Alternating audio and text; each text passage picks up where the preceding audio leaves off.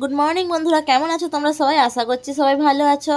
আর এখানে আমি আমার বড় ছেলের গাড়ি ডেলিভারি আছে আজকে, সেটাই আনতে চলে এসেছি। এই যে গাড়িটা, চলো এখান থেকে গাড়িটা নিয়ে একবারে পুজো দিয়ে কেক কাটিং করে পুজো দিয়ে তারপরে একবারে ঘরে যাব। চলো তোমরা দেখতে থাকো, সঙ্গে থাকো।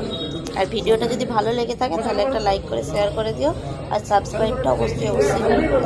চলো।